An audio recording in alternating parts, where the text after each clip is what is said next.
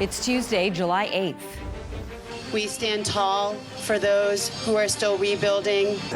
Texas mourns the more than 100 people killed by catastrophic flooding, as crews say they are not giving up on finding those who are still missing. Today does kind of mark the beginning of a warming and drying trend. Wildfire update. As an evacuation order near Kelowna's airport lifts, a wildfire near Lytton is still burning out of control. Today's signing marks an historic partnership founded in a mutual ambition to reach the full potential of our provinces. As Ontario and Alberta agree to break down trade barriers, some doubt is being raised about whether these agreements are the answer to fighting the U.S. trade war. Okay, welcome everybody. Thank you for waiting 8 years and 10 minutes for us. Coldplay is back in Toronto, but it's the new stadium they're playing in that's making most of the headlines. Stay with us, Canada. Your morning starts right now.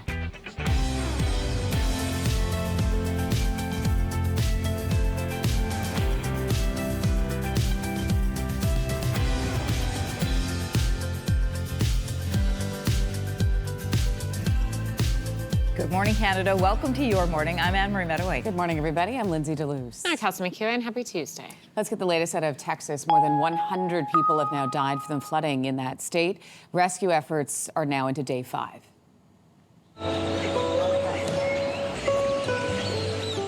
A vigil in San Antonio was held last night for the 104 people who have died. About 24 people are still missing.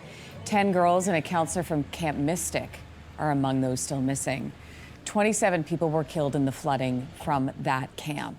Most of the people who died were from Kerr County. There are questions now, of course, about why there was no order for people to leave for safety. It's very tough to make those calls because what we also don't want to do is cry wolf. The lieutenant governor of Texas also said flood sirens along the Guadalupe River may have saved lives. Kerr County had been debating them for decades, but they were never set up because of lack of funding.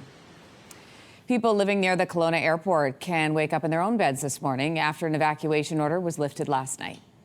These fires can start at any moment and can spread quite quickly. And so just continuing to remind people to have their grab and go bags ready, make sure their insurance policies are up to date, make sure they understand their insurance policies.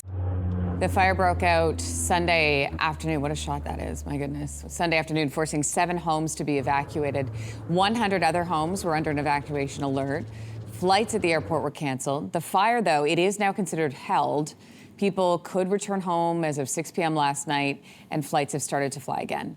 In Lytton, the Eisman Creek fire is still burning out of control. It has burned nearly 250 hectares so far.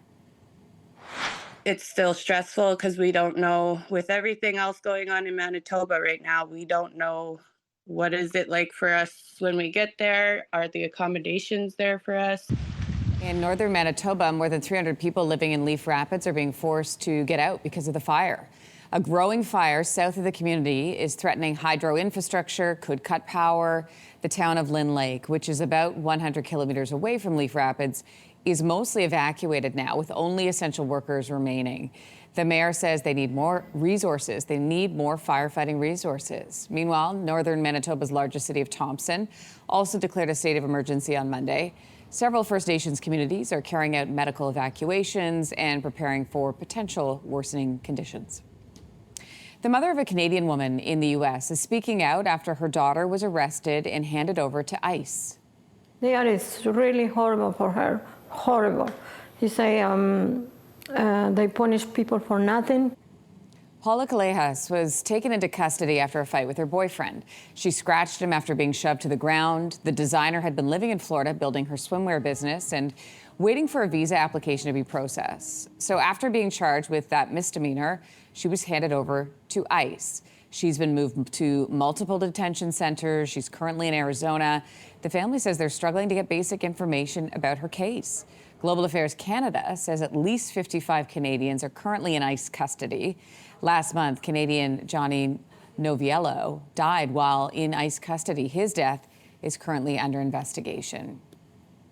Prime Minister Mark Carney's cabinet has been told to make savings plans by the end of the summer. There's a deadline. Finance Minister François-Philippe Champagne, along with the Treasury Board President, well, they've issued letters calling on cabinet ministers to make plans to find day-to-day operational savings.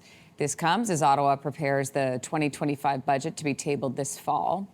CTV News has learned ministers must find 7.5% savings for the 2026-2027 fiscal year. Then they need to find savings of 10% in 2027-28 and 15% the year after. A spokesperson for the finance minister says the goal is, of course, to find long-term savings. The premiers of Ontario and Alberta have signed trade and resource cooperation agreements, but critics are warning more internal free trade may not be the economic boost Ottawa has promised. They need to be asking questions, right, of their premiers to make sure that we're not risking more than we're gaining, right, in terms of economic benefits. A new report from the Canadian Centre for Policy Alternatives argues, quote, the notion that resolving such issues could lead to more than $200 billion in economic gains is pure fantasy. They're also warning Canadians of potential service and safety trade-offs that could come with less regulation. Tearing down interprovincial trade barriers has been pitched as a way to limit the damage caused by the U.S. trade war. We could also hear more on these efforts today as trade ministers from each province all meet in Quebec City. New Brunswick has signed a memorandum of understanding allowing alcohol producers to sell directly to customers across provincial and territorial borders. It's symbolic. It will not bring a lot of volume economically, but it is a good news and it is a step that needed to be done. Alcohol producers are viewing this as a good first step toward modernizing interprovincial trade, but they also say more needs to be done, including reciprocal deals with other places as well. The province says this will offer New Brunswick producers business opportunity and a chance to reach new customers. It won't affect what's on shelves at NB liquor locations, but it will let them ship directly to customers outside of the province. Let's talk music. Coldplay has wrapped its first of 4 shows in Toronto.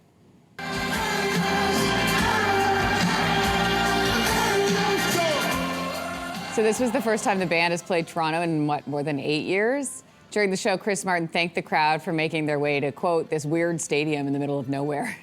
The concerts, he said that, the concerts are happening at the new Rogers Stadium, which is out at Downsview.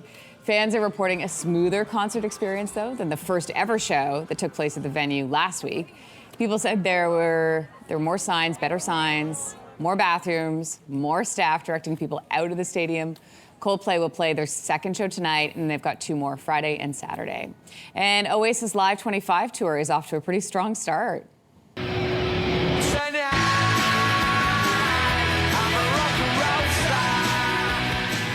you see footage from their first 2 shows on social media?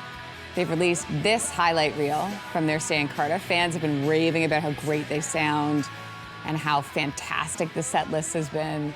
On Friday, they're beginning a stretch of 5 hometown shows in Manchester. For now, their only Canadian dates in Toronto on August 24th and August 25th.